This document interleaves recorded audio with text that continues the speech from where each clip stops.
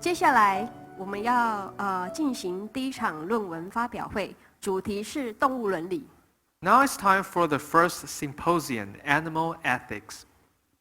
我们邀请到国立政治大学华人宗教研究中心研究学者刘宇光副教授担任本场次的主持人，欢迎刘教授。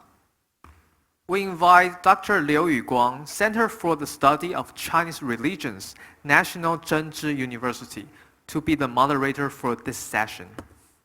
同时，我们也欢迎本场次的论文发表人，慈济大学宗教与人文研究所戴爱莲副教授，瑞典隆德大学大众传播学系托比亚斯林奈主任。And we also welcome the speakers, Dr. Elise N. DeVito, Associate Professor, Institute of Religion and Humanities, Buddhist Tsuji University, and Dr. Tobias Linne, Head of Department of Communication, Lund University, Sweden. 那我们欢迎刘教授开始今天这一场发表会。The first symposium will now begin.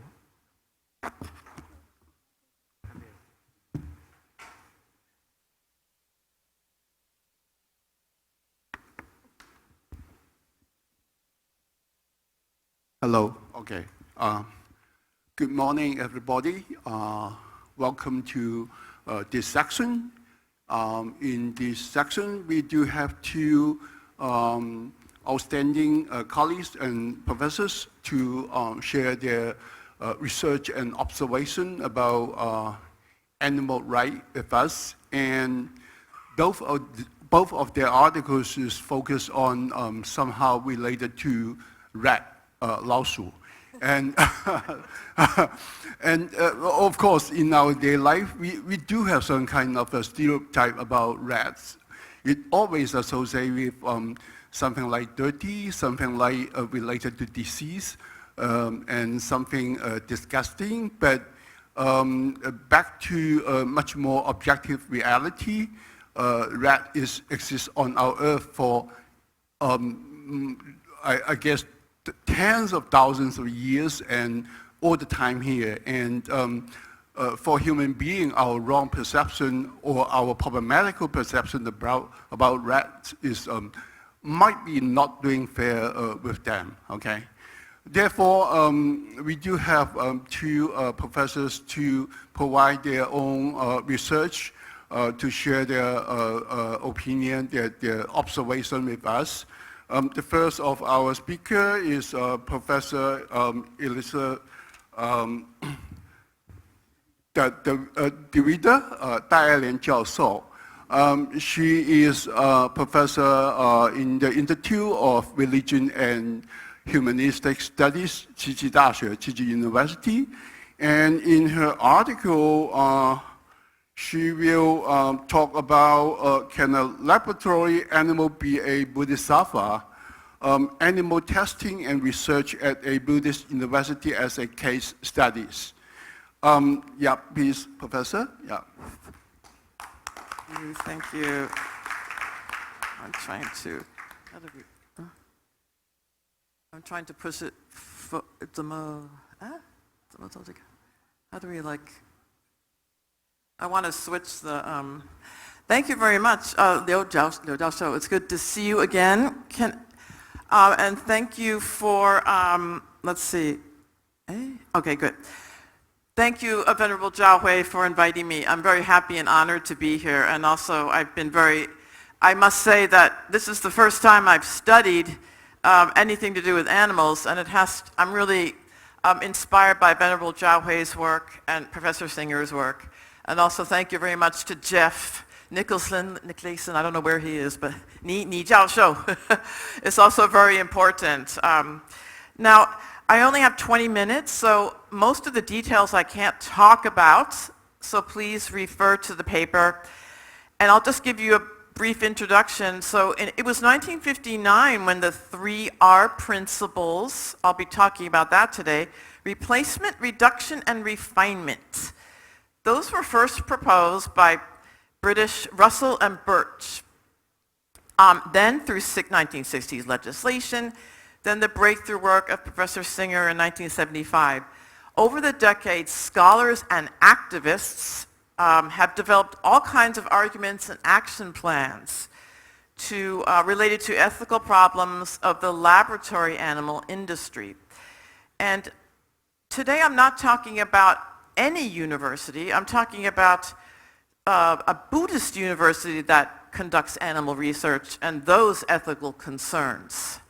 So today I'll be focusing on, should a Buddhist university be doing animal research?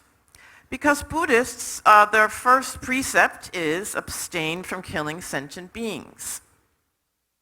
So this paper critiques the two major rationales offered by a Buddhist university in Taiwan to justify its animal testing and research center. The first rationale was offered by the university's founder, a Buddhist monastic, and this person regards laboratory animals as the appearance of the bodhisattva, who sacrifices his or her life to save people. And on the contrary, I will argue that neither the bodhisattva ideal, nor even examples of animal exemplars in the Jataka tales, can apply to laboratory animals due to the animals have no free will, and they cannot make vows.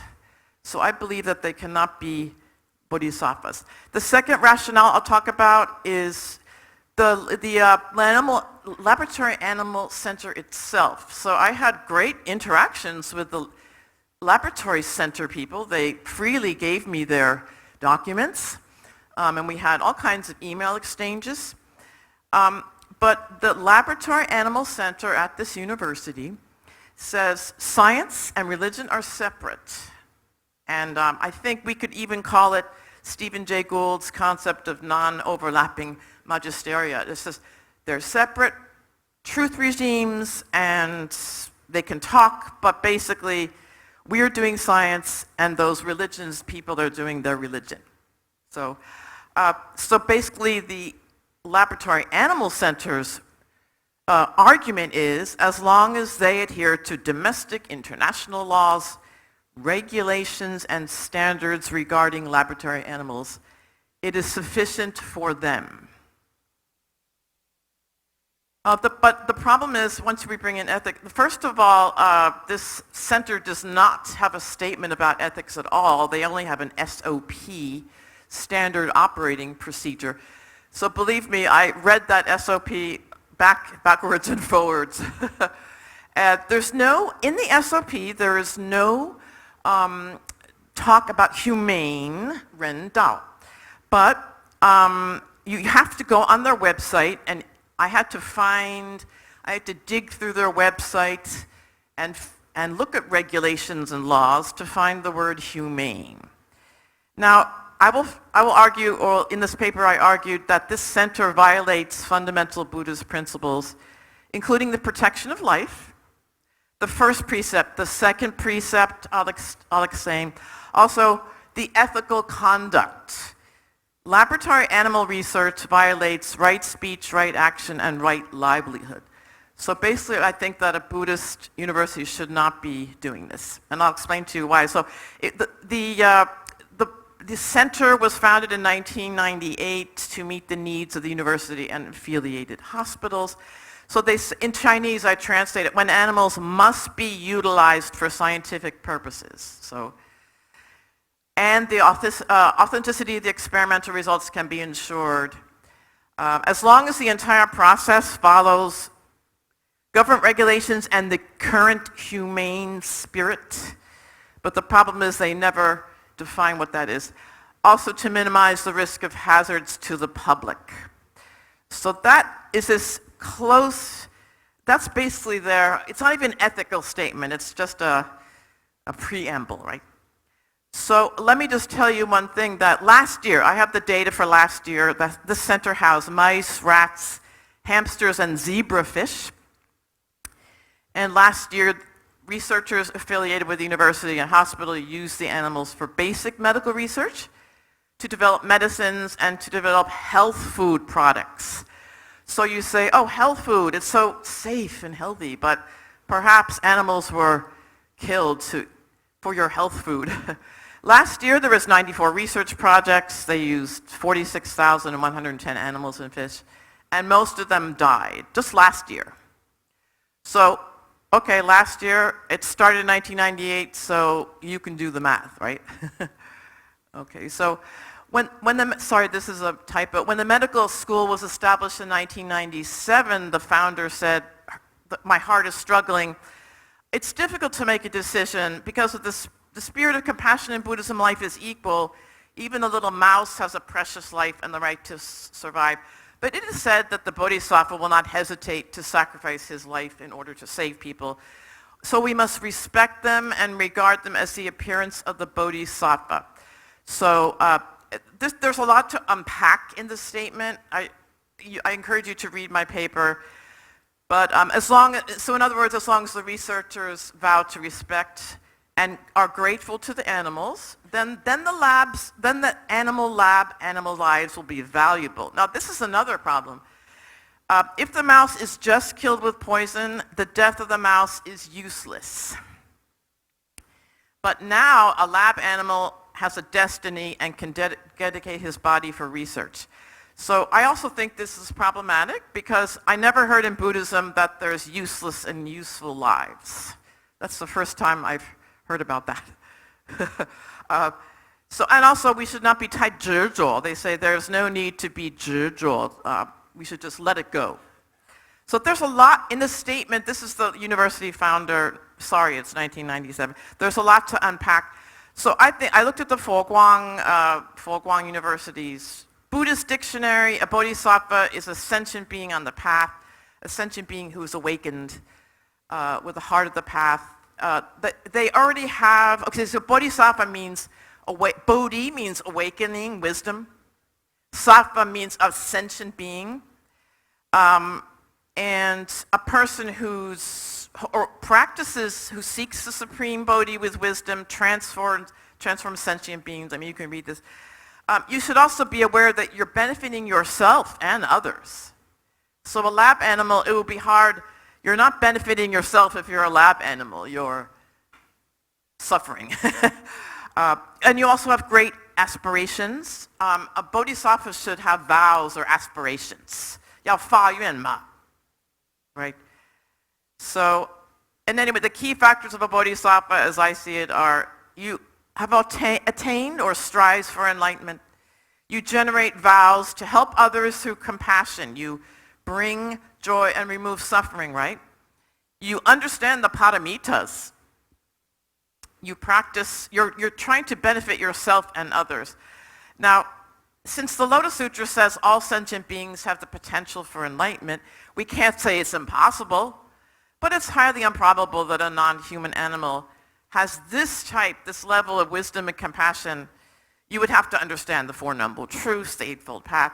You would have to have some kind of self-consciousness to meet the definition of a bodhisattva, I think. Now, of course, we can talk about this. Also, the lab animals, okay, so in the Buddhist literature, there's Jataka tales.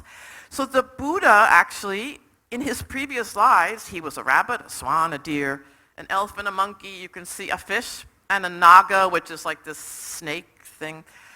But those animals, they definitely acted with wisdom and compassion. They were generous. There's also a story about Asanga, and he was Han Kuxing. He was meditating and practicing, and Maitreya appeared to him in the form of a dog. So there are these stories, and also there's other stories about an elephant who throws himself off a rock to rescue starving travelers. So there are these stories about animals saving people, but they are voluntary. They acted voluntarily. Someone said in the modern context, it is highly doubtful that any animal would march into a corporate research laboratory or volunteer to overdose on drugs. As we know, the laboratory animals are bred, they're inbred, outbred. You buy them online, you buy them from a company. They're programmed for the experiment you need, right? They give no consent to suffer and die. And even if they were bodhisattvas, it seems like they're doing this in vain because there's a high translation failure of animal-based human-directed research. That means there's a lot of animal research, but it may not even be applicable to people, or it may, they may fail, or it doesn't translate over. Okay, so now the second rationale, science and religion are separate realms, because I had a lot of emails with the center. We use standards and norms of science, rationality. That's what we are rational and scientific. Okay, if you want to talk about humanistic, Renwen, we have friendly interaction with people, and we do our best to assist researchers. And they say, well, if you want to talk about humane and humanistic, so every 7th month, every year in the 7th lunar month, at this university, they have a gratitude and blessing ceremony, and that corresponds with Pudu, right? And so that's on the lunar calendar. It's when the ghosts come out and you give offerings to them to leave you alone. But what they're doing is, at the same time, they have a Pudu ceremony for the animals. So the center administration says this ceremony can somehow atone, can somehow, that's the religious part. Now, they said their center doesn't need to really talk about ethics or religion. Okay. So, and I said, well, why doesn't the SOP talk about any kind of ethics? They said it's a rigid operating procedure. We can't really talk about Buddhism in the SOP. Okay. So, and he said, sure, okay. But then I asked him again, I said, so your center has no Buddhist values? And they said, well, okay, if you want humanistic and humane Buddhist values, we abide by the laws and regulations, the 3 R's, and the 5 freedoms. And we had that gratitude and blessing ceremony. So I think his argument is sort of very muddled, I think. And so I went through all these things. There's no time to talk about all the laws and regulations, but I will talk about the 5 freedoms and the 3 R's. Well, first of all, this center does not have a clear statement of any sort of ethics, and it's certainly not in line with Buddhist ethics. And on the one hand, we can stop here because no killing is the first precept of Buddhism. Master Yin Shun and Master Zhao Hui. Protection of life is the foundation of Buddhist ethics. And in Chinese Buddhism, Hu Sheng, Jie Sha, Fang Sheng, I mean, that's basic Chinese Buddhism, right?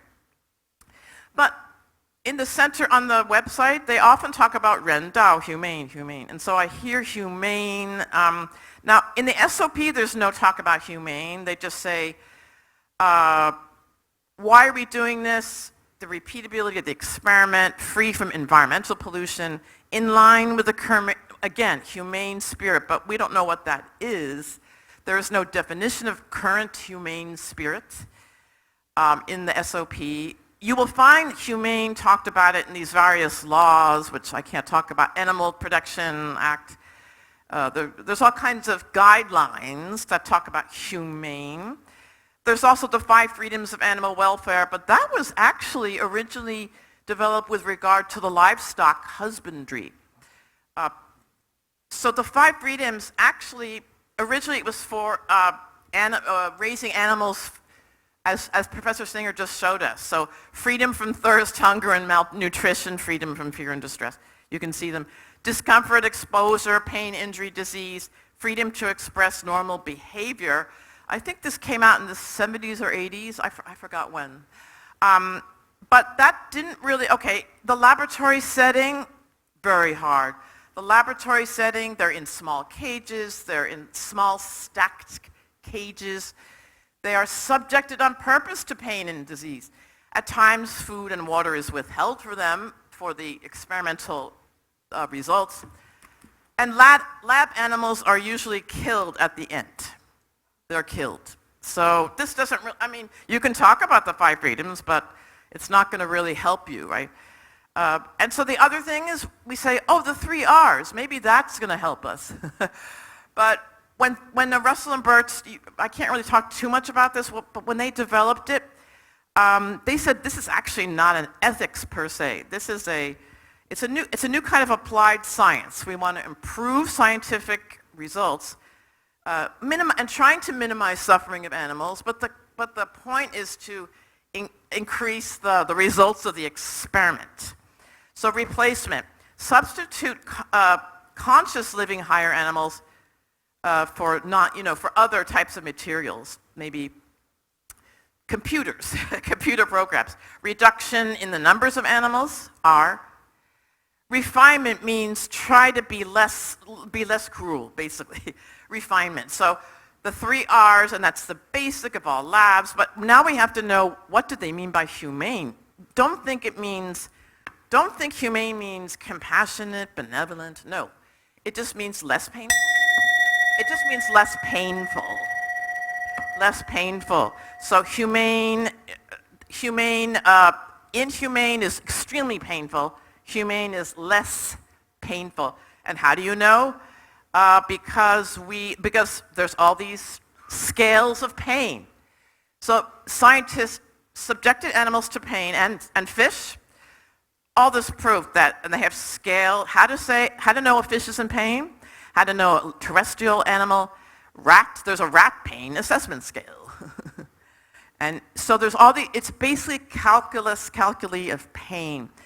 And so we know that fish have pain, and then what Russell and Birch hope you do is do less pain. That's all.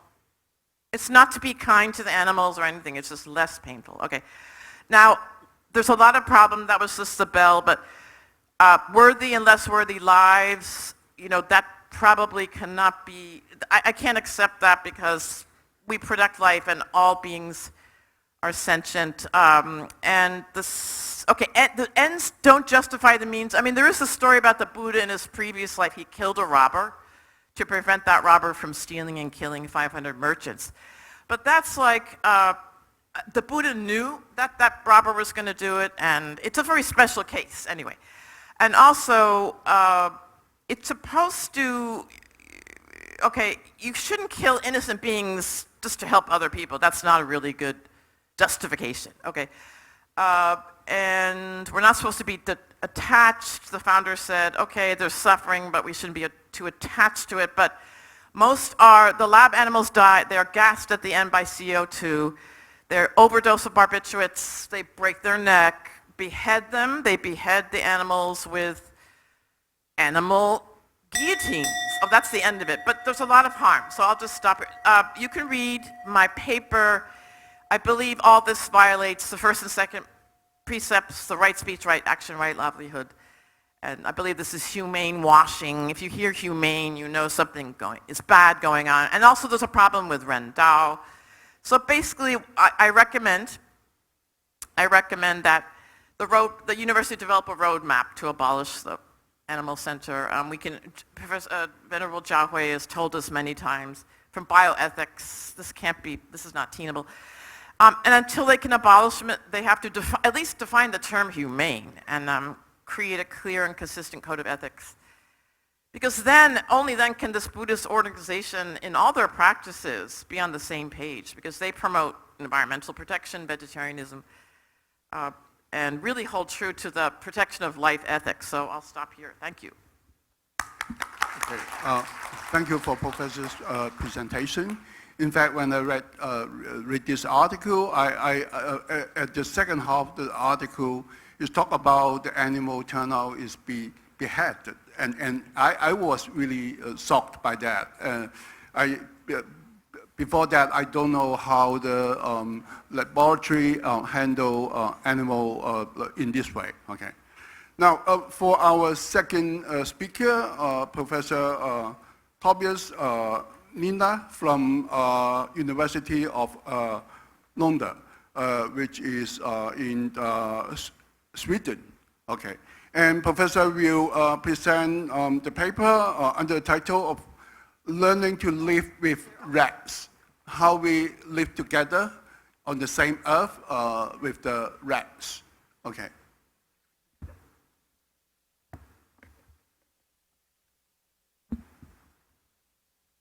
Professor, in fact, was trained in sociology in all of his 3 degrees, and afterward, he once became a visiting professor in China, in New Zealand, and some other cities, and his research is focused on animal ethics and some other ethical issues related to society. And different from the first paper, this paper is talking about the rats not in the laboratory, but the rats in the campus, in the university campus, and also in the urban area, which is much more close to our daily life for each of us. And let's see how Professor share his observation. Yeah, doesn't matter. Yeah.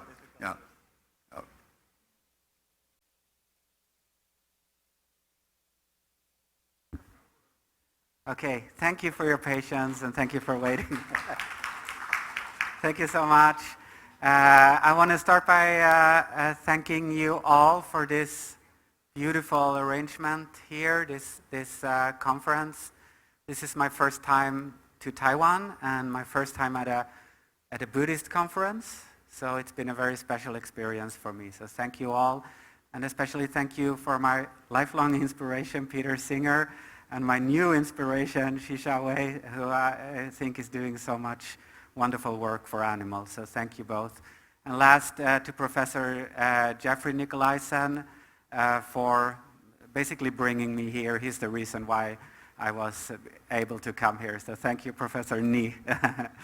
As was said, I'm from Lund University in Sweden. Just very show you a map of it. You can see Sweden here, and this is the very south of Sweden, so actually closer to Denmark. And Lund University is one of Sweden's oldest universities, the second oldest, and the biggest university in Sweden. And here are some pictures from Lund. But I'm not here to talk about Lund. I'm here to talk about rats. And so rats are very close to my heart. As you can see, I'm wearing some rats on my t-shirt today. It started with me, my daughter actually wanting pet rats. So that's how I got involved with that. Then I started working with this organization called Råtthjälpen, which is translated into rat rescue, helping rats, which is a Swedish organization that rehomes abandoned pet rats. So I feel listening to this morning's introductory speaks about engaged Buddhism, which is a new concept for me, but I feel it resonates very much with me and the way that I approach my scholarship, because I believe that we as academics have a responsibility, to not just do theory and do things within academia, but also try to affect the outside world. And of course that goes for everyone, but especially for those of us who work with animal issues. So I have some pet rats at home, in my own home. Here's 3 of them sharing my breakfast. So these are 3 rescued ones, 3 girls. They're all sisters. But I could talk about them too, but again, that's not why I'm here today. So today I want to talk about the brown rat, Rattus norvegicus. It's its Latin name.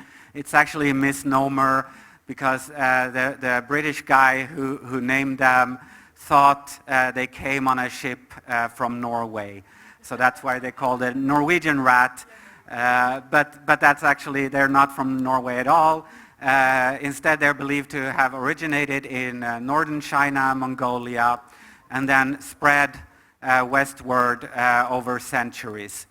So they reached Europe, like some disputed, but they reached Europe in the early 18th century. There were more common reports about them. And at that time, there was already another species of rat in Europe, the black rat, Rattus rattus, which is smaller than the brown rat and more suitable for warmer climates.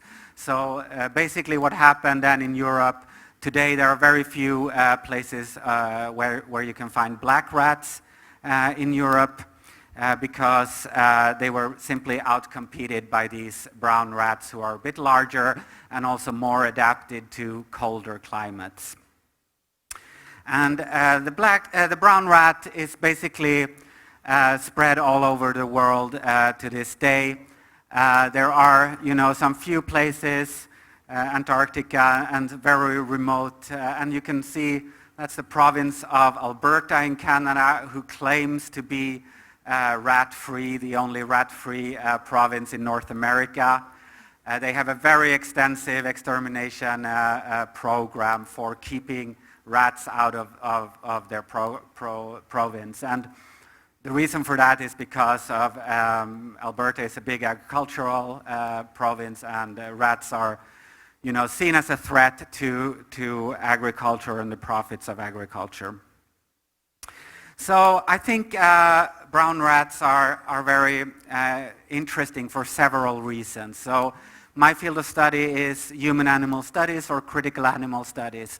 And in this field we are interested, so I'm not a philosopher even though I deal a lot with animal issues. I'm a sociologist by training. And us sociologists, are interested in social relations.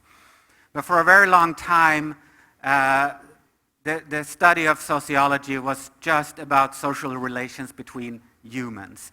But I think all of us know here that it's definitely possible for humans to have social relations with animals. Of course, they're different than those we have with other humans, but they definitely have a social aspect to them. So this is the way that I approach human-rat relations, as social relations that play out in different ways, and that's why I want to study them. And when I present this to my students, I teach about human-animal studies. This is often how I sort of present, what the purpose of our field, human-animal studies, is, to acknowledge the importance of other species of animals in the creation of our human societies, our culture and histories, as well as our roles in creating and sometimes destroying theirs. So what I want to talk to a little more in specific here about today is a project that I finished actually this spring, where I did 18 qualitative, so sort of longer 1 hour, 2 hour interviews with people in my hometown of Lund who sort of frequented areas where there are a lot of rats. So I wanted to ask them about their feelings, their experiences of these brown rats in the city environment. And these were the two questions that sort of was guiding my research. So as you can tell, I'm very interested in promoting a less violent attitude to these brown rats. And in order to do so, I'm trying to understand basically why do people hate rats so much? Because a lot of people really hate rats. And as you know, in popular culture, they're often seen as, maybe one of the worst animals around. And I truly think that is not fair. So I want to try to understand, what would it mean to view rats not as urban pests, but as sort of co-inhabitants with a right to exist in these spaces that we call our cities. And then sort of to talk to this more engaged thing, to think about what changes could be, what measures could be taken for people to accept rats as part of the cities. Because I think one peculiar thing about the brown rat is that they are not wild animals in the normal sense that we talk about wild animals. They don't live, in faraway places, in forests. So, there is no way that we sort of can protect brown rat habitats or brown rat as animals. And they're not either domesticated animals. Some of them are, obviously, the ones I have at home, but the brown rats that we see in cities are not domesticated. So they have this sort of in-between status. So the majority of the world's brown rats today, their natural habitat is among humans. It is in the cities and around where humans live. They follow us, and so they have followed us, and that's how they spread across the world. They traveled on human ships on trains, etc. And they want to live with us. That's what they thrive of. That's what they do best. And when you think of it, it's kind of almost a bit sad, that they seek us up and we hate them so much. So the story of the rat goes, and the rat-human relations, and the very sort of hard, violent rat-human relations goes a long way back. These are just some images. This is an image from the Middle Ages of the saint. I can't remember her name, but she's the patron of cats. So, and you can see, so cats were used to, to kill off rats, and this is just an image to show, the association between rats, at least in Western culture, to darkness, to disease, to sorcery, and to a lot of negative things. And rats have had this association for a very long time. We know the Black Plague, which that was not the brown rat, that was the black rat, has been accused of spreading, which, during recent years, many scientists have sort of toned down the role of the black rat in that. And of course, at that time, people didn't understand, bacteria or the disease. So the association of rats with dirtiness and, decay and all of these things is actually a more modern phenomenon. It starts becoming, rats starts becoming associated with these kind of things, dirt, disease, etc. Not until the 19th century, with urbanization and people moving into the cities and rat finding their way into the cities. At this time, rats were more despised because for the Catholic Church, they symbolized, they have a remarkable capacity to reproduce. They also is one of the few larger mammals that don't form stable familial bonds, so they're quite promiscuous, both the females and the males, so they can have many different partners, and so that was a reason for the Catholic Church, to not like the rats. And we can see here, this is an old Gertrude Job's famous mythology, Dictionary of Mythology from 1967, I believe. She lists the common associations of rats with death, desertion, destruction, enmity, informing major troubles, renegade, sneak.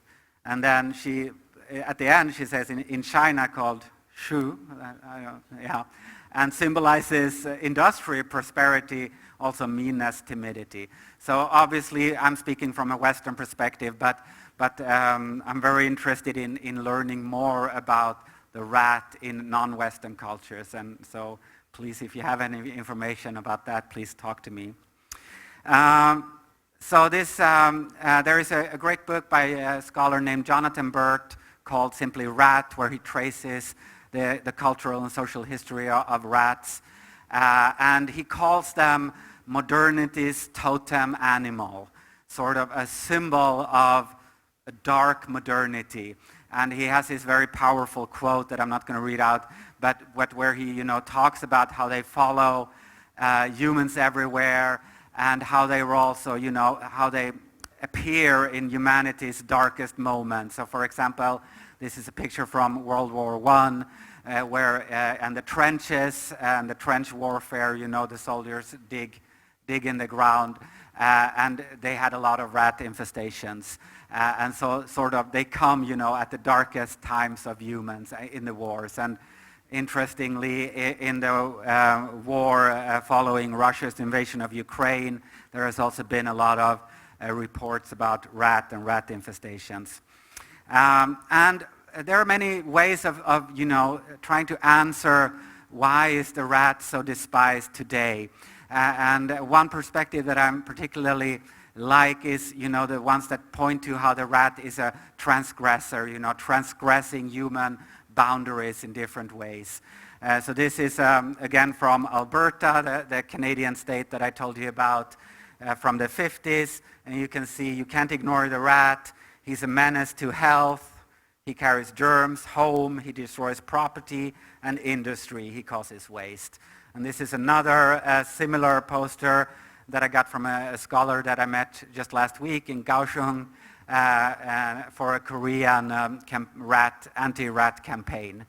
But I believe this idea that the rat's status as a transgressor, literally transgressor, getting into the homes, gnawing, their way, eating up cables and all of this, destroying the houses, but also as a symbolic transgressor, reminding people of the dirt and, all the old things that our modern and clean society is built on.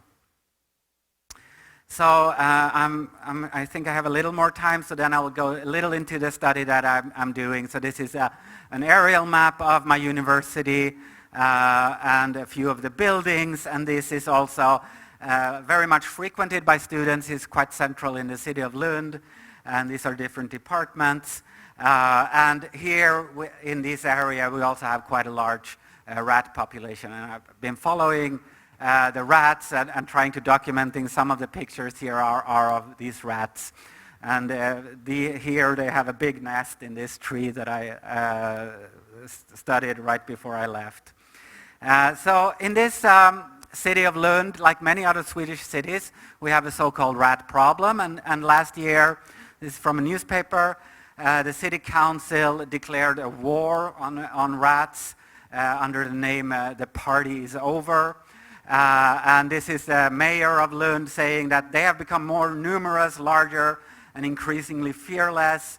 I have been contacted by several Lund residents that say there is a rat invasion, that it has increased explosively. And yes, there are quite a lot of rats in Lund. I've never heard a report of anyone getting hurt or bitten or otherwise attacked by a rat. I think that definitely can happen, but I would say it's very, very rare. Because like most animals, wild animals, rats shy away from humans. They prefer to live under our streets than be on our streets. But the rats are definitely more visible in the city environment than they were maybe 10 or 15 years ago. So this is what I interviewed my interviewees about, and these are just some of the quotes. So one thing that many of the interviewees mention, is this having an uneasy feeling when they see rats. So this is quite a typical example. This is a university employee talking about how she goes to work and seeing them mostly in the mornings because that's when they're active. It's still a bit dark and they move fast across the pavement. I don't know. There's just something about them that give me the chills. And here's another informant talking about their experience saying, oh, it's not like I'm terrified or anything, but I get this reaction like a little jolt in my stomach. It's like an instinctive thing. And I just want to mention, like a lot of people talk about their tails.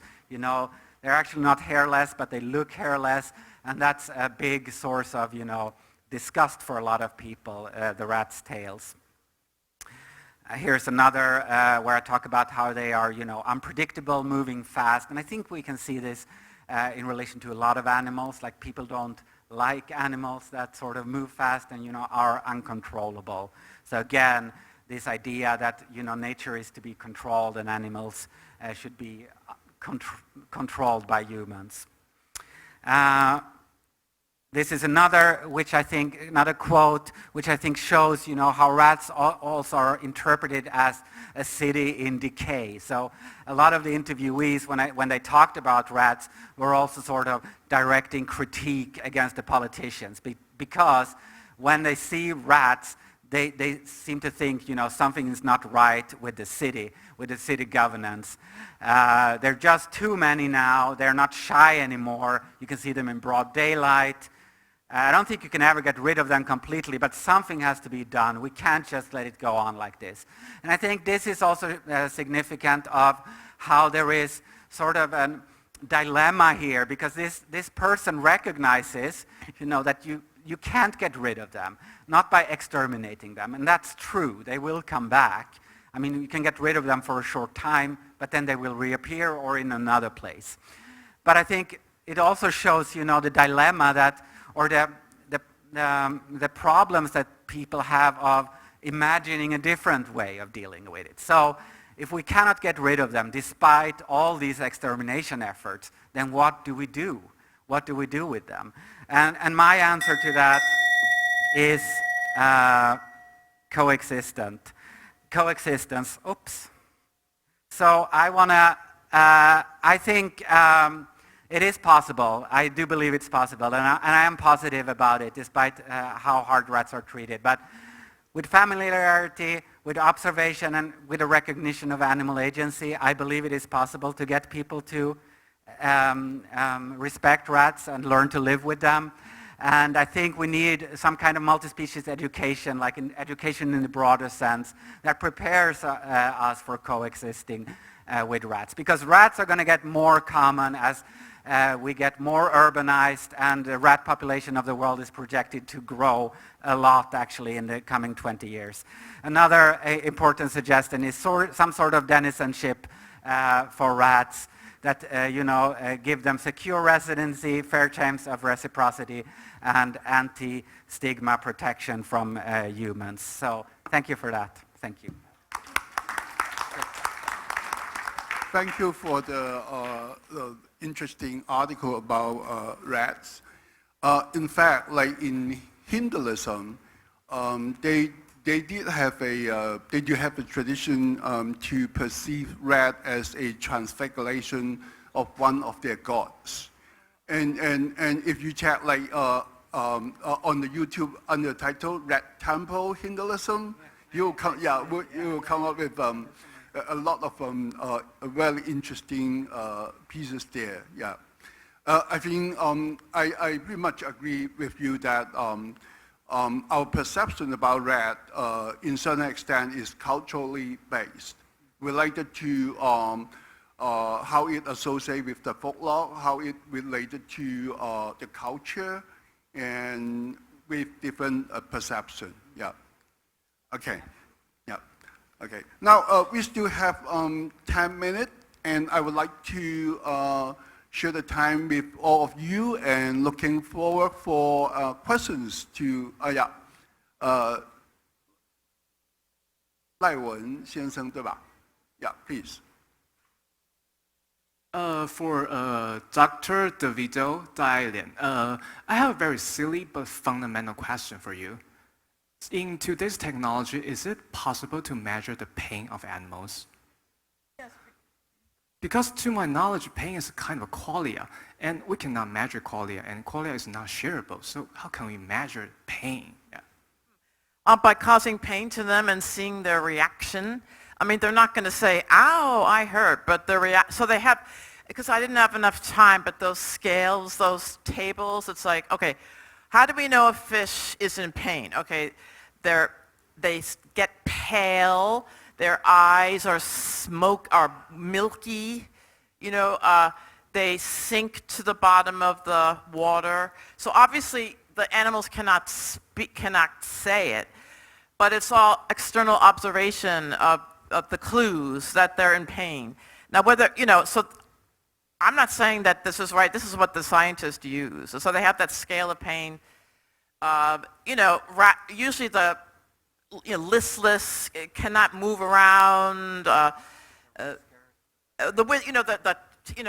ears are down. Usually the ears should be up if they're down, or there's all these signs, right? And then, so that's just how they do it. And then the point is to move away from that, but not to end it, just to move away, yeah. I mean, this scale is totally based on behaviorism, right? Right, just observation, yep. So, I mean, fundamentally, we cannot know he or her is in pain. Subjective is correct. Yeah. Oops, this is for Peter Snger. Yeah. Well, I guess they, Subjectively, we cannot know, right? Help! I mean, I would say, if we apply that, then if we draw that to the end, then we wouldn't be able to imagine another human being in pain either. So I think we are living beings just like them, and we have a lot in common, like genetically, and so I think it would be very reasonable to imagine that they maybe not feel this pain the same way, but they want to avoid pain just like us. So like we use analogy to understand other animals, like something like that, right? Okay, thank you. Thank you. Okay, next question. 赵卫法师 please.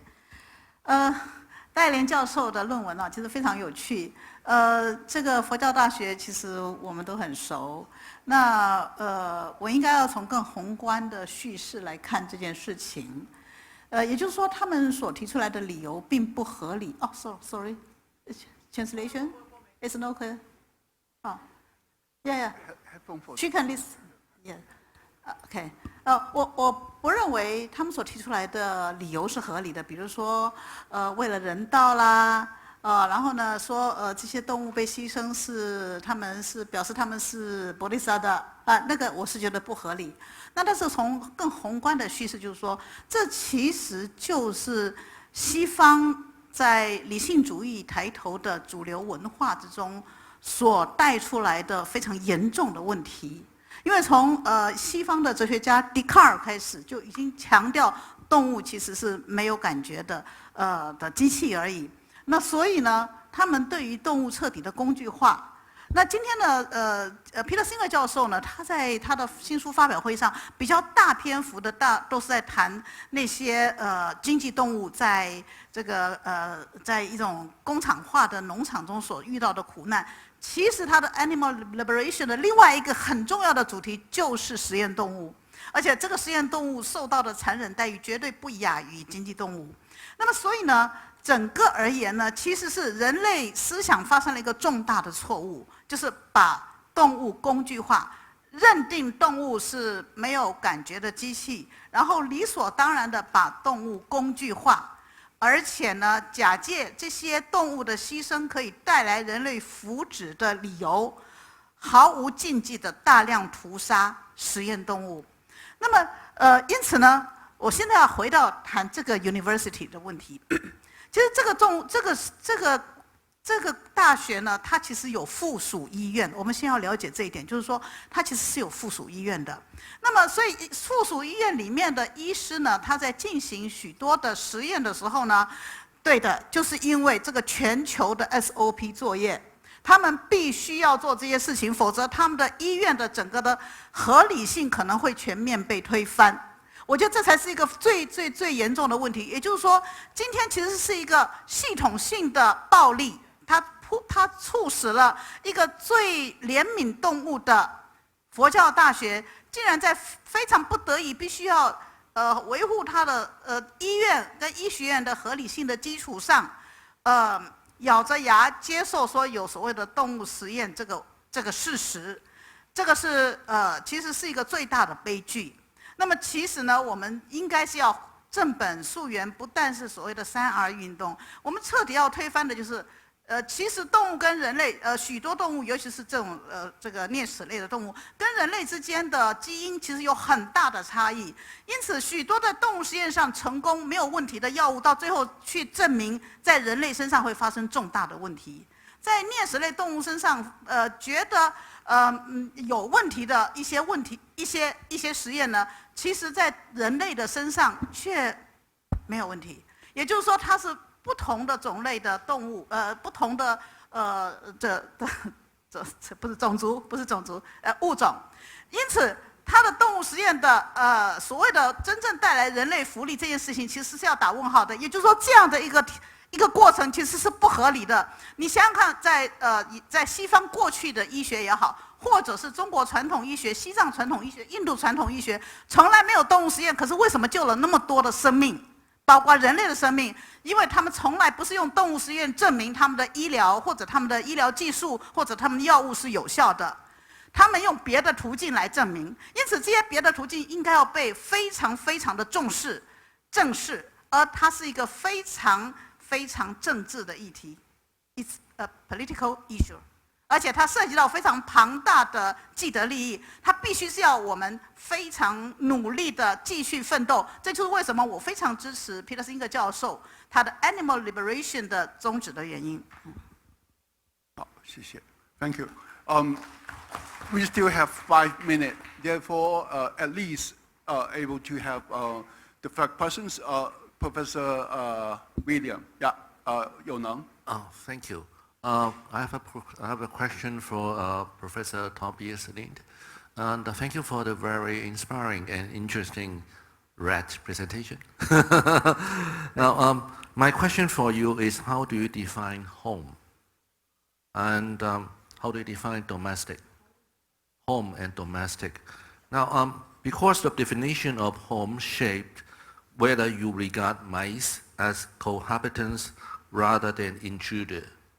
Now, if we extend this perspective, do you think that, well, we should also see flies, cockroach, and others as co-residents of the same space? Now, we talk about home, we use different terminology to describe home, such as the, in a more extended consideration, we also take our community as our home.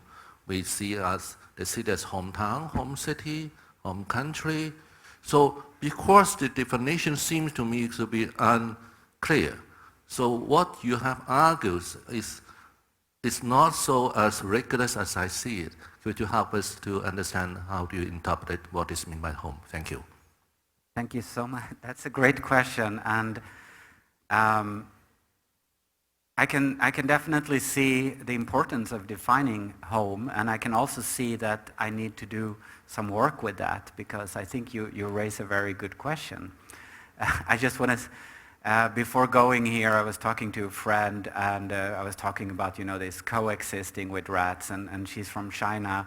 She lived in Xiamen, and she told me, oh, but there are so many cockroaches in Taiwan, she said, and she knows I'm a little, uneasy about the cockroaches because we don't have them in Sweden, so I'm just not used to them.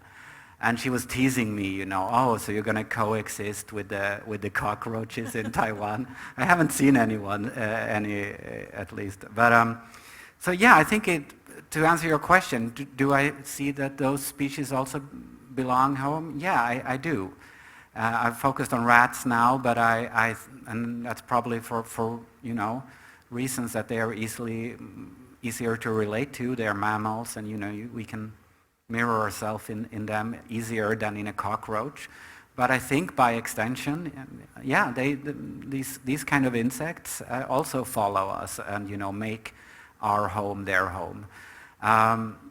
And I mean, it sounds utopic in a way, I think, to many people. I mean, I think you're not laughing at me here, but we are in a very special place here. But if I would go, when I go to the city council in Lund and talk about, coexisting with rats, I actually don't think they take me all that seriously. But I think we need, utopian visions for the future. And I think this vision about multi-species communities, which I'm just, learning to read more about, and not, of course, not only in relation to rats, but in relation to a lot of other animals, is the way forward for the future. And I think there's something fundamental, that I think we need to start with, and that is seeing the urban space where, most of the world's population today live in, not as an exclusively human space,